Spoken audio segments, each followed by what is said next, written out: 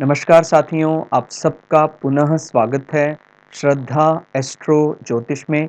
आज हम लोग डिस्कस करने वाले हैं चिकित्सा ज्योतिष में कर्ण रोग या कान के रोगों के बारे में।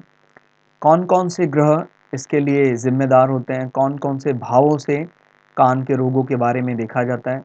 तो आइए शुरुआत करते हैं चिकित्सा ज्योतिष के इस अगले पार्ट में। इससे पहले भी हमने चिकित्सा ज्योतिष के कई अलग अलग वीडियो कंप्लीट कर दिए हैं।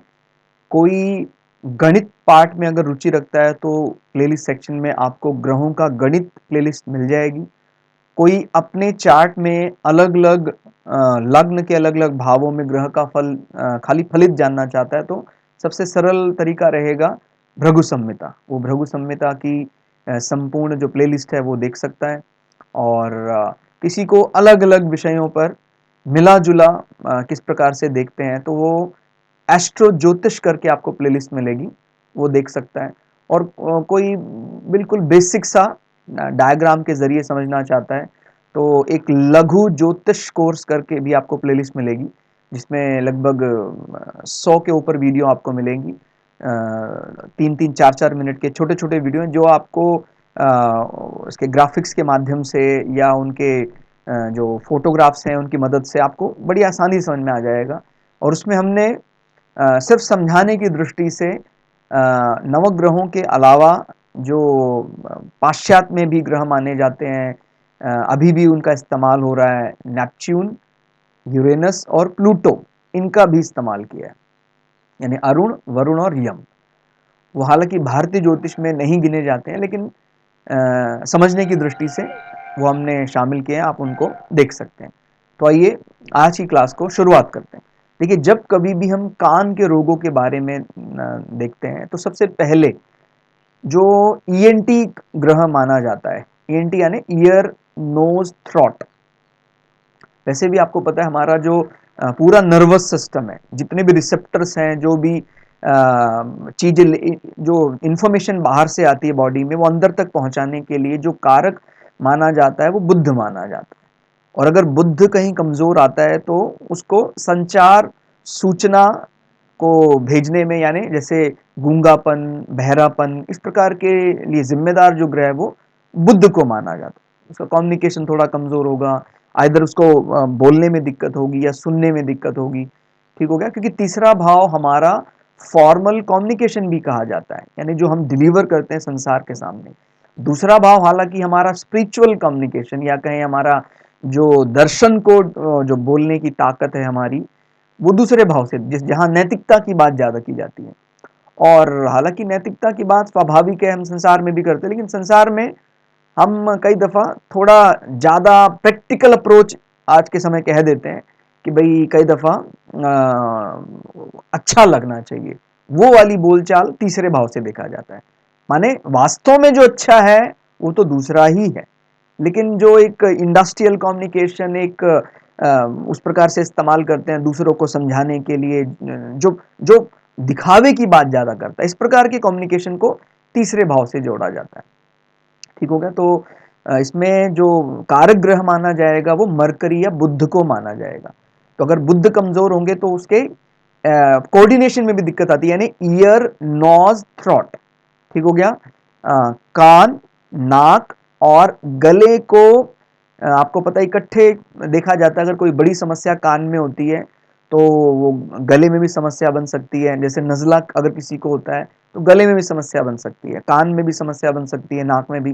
तो वो बुद्ध से देखा जाता है। ठीक हो गया। तो कान के लिए हम बुद्ध को देखते हैं कि बुद्ध की स्थिति क्या है। और श्रवण शक्ति का कारक ग्रह बृहस्पति है। ठीक हो गया। श्रवण शक्ति का अर्थ हम खाली सुनने की शक्ति नहीं पूरा कहेंगे। श्रवण यानी जो दूसरा हमें बोलता है, हम कितने ऑबिडेंटली उसको फॉलो करते हैं, उसको उसको सुनते हैं। ठीक हो गया। हालांकि यहाँ पर क्योंकि हम कान के रोगों की बात कर रहे हैं तो हमने उसी परिप्रेक्ष्य में इसका इस्तेमाल भी करना है। ठीक हो गया। नहीं तो श्रवण शक्ति का मतलब खाली कान नहीं होता है, हम कितने धैर्य पूर्वक किसी को सुन सकते हैं। एक अच्छे इसको लर्नर को एक अच्छा लिसनर भी होना चाहिए। ठीक हो गया। जो अच्छा सीखना चाहता है उसको अच्छा सुनना भी चाहिए। तो बृहस्पति उसका कारक ग्रह माना जाता है। तो बृहस्पति की स्थिति भी देखते हैं। तो सबसे पहले हमने किसको देखा, हमने बुध की स्थिति देखी, भाई बुध की स्थिति चार्ट में क्या आ रही है, और अगर बुध की स्थिति ठीक मिलती है तो फिर देखते हैं बृहस्पति की स्थिति कैसी है। बृहस्पति कहता है जी कहीं राहु के साथ, देखिए केतु के साथ इसको इतनी समस्या नहीं है, राहु के साथ इसको हम एक प्रकार से कह देते हैं कि हमारा एक द्वंद्व हो जाता है। ये बात करता है शुद्ध ज्ञान की, और राहु में एक प्रकार का छल बुद्धि भी है, तो वो दूषित कर देता है उस शुद्ध ज्ञान को। अगर अलग अलग बलि हैं तो कोई दिक्कत नहीं है, कहता जी भी जहां हम संसारिक दिखावे की बात करते हैं वहां भी हम पारंगत हैं, और जहां हम शुद्ध ज्ञान की बात करते हैं वहां भी पारंगत हैं। लेकिन जब ये दोनों इकट्ठे आ जाते हैं बृहस्पति राहु, तब समस्या आती है। या बृहस्पति कहीं नीच के होके बैठे हैं, नीच भंग भी नहीं हो रहा है, या 6, 8, 12 में शत्रुवत होकर बैठे हैं। इसी प्रकार से बुध का संबंध भी कहीं बुध राहु से पीड़ित है। देखिए बुध अगर राहु से पीड़ित होता है या पाप ग्रह से इस प्रकार से पीड़ित होता है तो फिर स्किन संबंधी चीजें भी आ सकती हैं, क्योंकि हम जितने भी रिसेप्टर्स हैं जो चीजों को ले, वो सब त्वचा में ही है। ठीक हो गया। और अगर उनमें भाव भी देखा जाए, जैसे तीसरा भाव और 11वां भाव, अगर ये भाव मुख्यतः प्रभावित हो जाए, जैसे बुध प्रभावित है, साथ में तीसरा भाव या 11वां भाव भी नेगेटिवली कहीं प्रभावित आ रहा है, तो मैं समझ जाएंगे भाई अगर तीसरा भाव प्रभावित हो जाता है तो फिर उसका राइट ईयर यानी उसके दाहिने कान में समस्या होगी, और अगर उसका एकादश भाव 11वां भाव पीड़ित है उसका बायां कान, ठीक हो गया, यानी लेफ्ट ईयर में समस्या होगी। तो ये देखते हैं भी तीसरा भाव, तृतीय भाव और तृतीयेश के पीड़ित होने पर दाएं कान में विकार संभव है। भाई तीसरे भाव का स्वामी कहीं नीच का होके, जैसे तीसरे भाव का स्वामी यहाँ कौन है, बुध, तो बुध अगर यहाँ बैठ जाता है, ठीक हो गया, तो बुध को इस राशि में नीच का माना जाता है। वैसे भी 6, 8, 12 में सामान्यतः बहुत अच्छा नहीं माना जाता है। हालांकि वो 3, अगर एक दृष्टि से देखते हैं भाई 3, 6, 8, 12, तो वो विपरीत राजयोग बना रहा है। लेकिन अगर इस विपरीत राजयोग में कोई दूसरा ग्रह इन्वॉल्व हो जाता है जो केंद्रों का स्वामी है, तो फिर वो भंग हो जाएगा। ठीक हो गया। भाई जैसे इसमें 7 में शनि बैठ जाए, फिर वो भंग हो गया विपरीत राजयोग। और विपरीत राजयोग का भी ये अर्थ कतई नहीं कि आपके जीवन में विपरीत परिस्थितियां नहीं आएंगी। भाई विपरीत राजयोग जैसे बुध यहाँ इस परिस्थिति में बन जाता है, तो कहते भाई हाँ कुछ ना कुछ समस्या बुद्ध संबंधी तो आएगी, लेकिन उसको कोई ऐसा हॉस्पिटलाइज नहीं होना पड़ेगा, कोई ऐसी गंभीर समस्या नहीं आएगी कि भी लाइफ में ब्रेक लग गया। विपरीत परिस्थितियों में व्यक्ति और अपने आप को ऊंचा ले जाएगा। ठीक हो गया। वही 6, 8, 12 एक दूसरे एक्सचेंज कर रहे हैं तो अच्छा माना जाएगा। ठीक हो गया। तो नीच का होकर भी बुद्ध ने अपने आप को यहां पर एक स्पेशल रूल के कारण बचा लिया, लेकिन अंगों संबंधी समस्या तो यहां भी आ सकती है। ठीक हो गया, चाहे विपरीत राजयोग लग रहा। तो ये अंतर आपको याद रखना है, राजयोग तो राजयोगी होता है। ठीक हो गया। और नीच भंग फिर इसके नीचे श्रेणी में मानते हैं हम उसको। और विपरीत राजयोग भी राजयोग नहीं होता है, ये ध्यान रखिएगा। विपरीत राजयोग यानी विपरीत परिस्थिति आपको वो आएगी जीवन में, उसको आपको फेस टू फेस करना पड़ेगा, तब आपको ये रियलाइज होगा कि हाँ ये विपरीत परिस्थितियां मेरे लिए अच्छे के लिए थी। तो हालांकि इसमें एक तर्क ये भी दिया जाता है कि भाई ज्यादा सुख का अनुभव नीच भंग राजयोग और विपरीत राजयोग में लिया जाता है, क्योंकि वो व्यक्ति तुलना अच्छे से कर सकता है। जैसे कोई राजा के घर में जिसका जन्म हुआ है, शुरू से ही राजसी ठाट बाट रहा है, तो उसको जीवन में जो ऊंचाइयां होती है वो ज्यादा उसको इवेलुएट नहीं कर पाता, उसको सही उसका मूल्यांकन नहीं कर पाता। कहता है यार इसमें कौन सी बड़ी बात है, अभी मैं पहले 1 लाख रुपए कमाता था, अभी मैं 1 करोड़ कमाता हूं, अभी वो मतलब बहुत बड़ा अंतर नहीं कर पाता है। लेकिन जो शून्य से आया हो, यानी नीच में था, वो नीच ग्रह था, डेबिलिटेटेड था, ठीक हो गया, सैड मूड, नीच का मतलब यहां क्या है, सैड मूड में था प्लैनेट,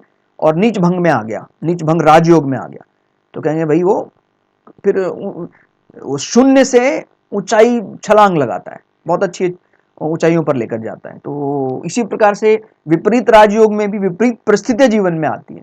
तो बोलते हैं ना, सुख जीवन में तभी उसका टेस्ट किया जा सकता है जब दुख जीवन में हो। जब दुख ही नहीं उसको पता है क्या दुख कहते कि उसको, तो उसको नहीं पता सुख का वास्तविक अर्थ क्या है।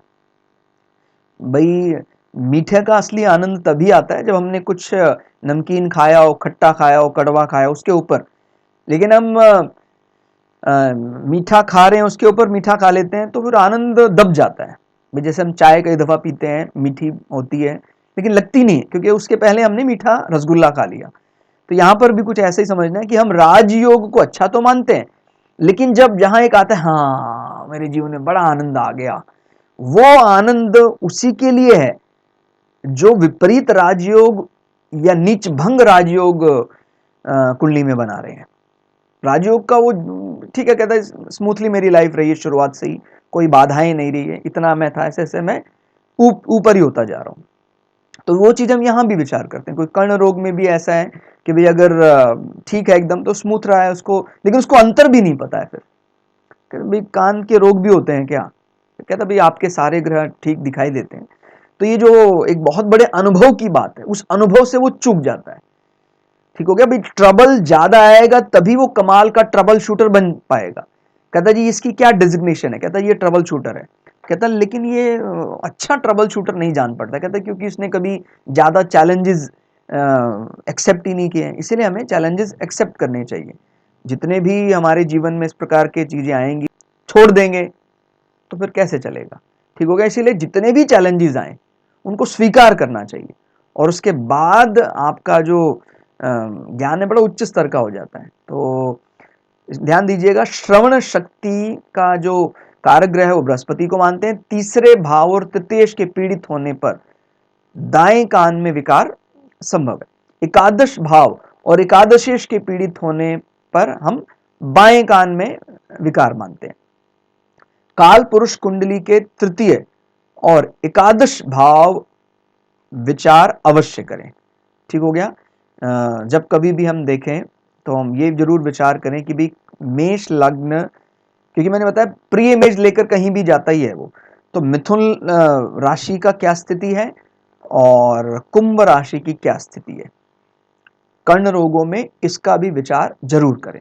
और जब हम कोई गोचर देख रहे हैं तो भी हम, जैसे मान लीजिए चंद्रमा, अब आपका वैसे मेष लग्न है लेकिन चंद्रमा मान लीजिए यहाँ बैठा हुआ है, तो यहां से गिनते हैं 1 2 3, और फिर उल्टा अगर गिनते हैं 1 2 3, तो गोचर में भी जैसे मान लीजिए हमें अंतरदशा कुछ अनफेवरेबल मिल रही है, गोचर में भी ऐसा कुछ अनफेवरेबल मिला, क्योंकि गोचर तो हमको आपको पता है चंद्र राशि से देखते हैं, चंद्रमा की जो स्थिति उससे देखते हैं। तो अगर गोचर में इस प्रकार के भावों में कुछ ऐसा संबंध खराब दिखाई देता है, कहते जी लेकिन वो बहुत बड़ा प्रभाव जीवन में नहीं, कहते जी कान में ऐसा चोट लग गया, फंगस हो गया, क्या ये बड़ा मेजर तो नहीं हो जाएगा? आपने देखा भाई दशा अंतर दशा में तो कोई बड़ा प्रभाव दिख नहीं रहा है, हाँ गोचर में ऐसा आपको दिखाई दिया, लेकिन वो बुरा प्रभाव जल्दी ही बदल रहा है। तो आप कह देंगे भाई कोई बड़ा इशू नहीं है, वो सिर्फ गोचर में है और वो 10 दिन में 15 दिन में वो ठीक हो जाएगा। और वैसे भी गोचर की सीरियसनेस जो है वो तभी ज्यादा आंकनी है जब आपको आपकी दशाएं भी अनफेवरेबल मिल रही हैं। कहता भाई ये तो नेगेटिव है था ही, अंतरदशा दशा गोचर ने भी आपका फेवर नहीं किया, तब हम थोड़ा ज्यादा सतर्क हो जाते हैं कि भाई कहीं फेवर नहीं मिल रहा है। और अगर हमारी दशाएं फेवरेबल हैं और गोचर अनफेवरेबल है तो चल जाता है काम। ठीक है, ज्यादा उसमें गंभीर होने की जरूरत नहीं है। ठीक है, तो कर्ण रोग के लिए, कान के रोगों के लिए सबसे पहले तो ईएनटी प्लैनेट यानी ear nose throat planet mercury को देखें। बृहस्पति जो श्रवण शक्ति के बारे में उसका कारक माना जाता है, उसकी स्थिति कहाँ है? और क्योंकि बृहस्पति तो और भी कई चीजें बताता है, लेकिन वो बृहस्पति स्पेशली हमें कान के रोग ही दे रहा है या वो लीवर संबंधी विकार पैदा कर सकता है? बृहस्पति पीड़ित है और पंचम भाव भी काफी बुरी उसमें हालात में दिखाई देता है, तो फिर वो हमें लीवर संबंधी समस्याएं दे सकता है। लेकिन अगर हमें बृहस्पति पीड़ित दिखाई देता है, साथ में तीसरा भाव या 11वां भाव कमजोर है, तो फिर वो कर्ण रोग दे सकता है, कान के रोग दे सकता है। ठीक है, तो इस प्रकार से हम धीरे धीरे उन चीजों को निकाल लेंगे डेली जब हम इस प्रकार से अभ्यास करेंगे। और आप लोगों के कमेंट हमारा उत्साहवर्धन करते रहते हैं, और धीरे धीरे देखिए आप बहुत अच्छा है और आप लोगों के कारण ही हमारा आत्मविश्वास बढ़ता है। तो इस प्रकार के कमेंट हम सबको स्वीकार करते हैं, लेकिन कई दफ़ा ऐसा हो जाता है कि भई ये आपको तुरंत करना चाहिए, तो तुरंत बड़ा मुश्किल है, क्योंकि हमने वैसे भी तय किया है भई चैनल में हम लाएँगे सब कुछ। धीरे-धीरे, धीरे-धीरे सभी चीज़ कवर करेंगे, ऐसा नहीं कि कुछ छोड़ेंगे। आगे चलकर हम ये भी कोशिश करेंगे फिर हम कुंडलियाँ अलग से आपको एग्ज़ाम्पल के रूप में दिखाएँ, जो भी प्रसिद्ध व्यक्ति हैं उनकी कुंडलियों का अध्ययन करें। क्योंकि सबसे आसान तरीका क्या होता है, एक बार हम पहले फ़ॉर्मूला सीख लेते हैं, उसके बाद हम न्यूमेरिकल शुरुआत कर देते हैं। न्यूमेरिकल यानी कोई व्यक्ति है, उसका चार्ट ले लिया हमने। अब मैं मान लीजिए आप उस व्यक्ति के बारे में कुछ बताऊँगा नहीं, वो भी एक तरीका हो सकता है, लेकिन कोशिश करेंगे पहले हम प्रसिद्ध व्यक्तियों के चार्ट लें, ताकि आप उस न्यूमेरिकल के बारे में सब कुछ जानते हो।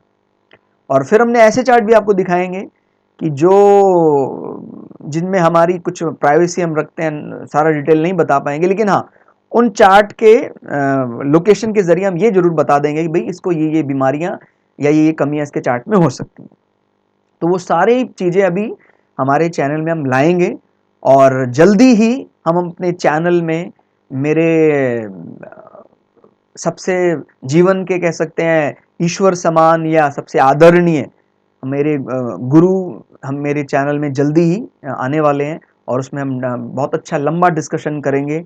वो जो शुद्ध वैदिक दृष्टि है वो हमारे चैनल में रखेंगे और बड़ा बेसब्री से मैं भी इंतज़ार कर रहा हूँ।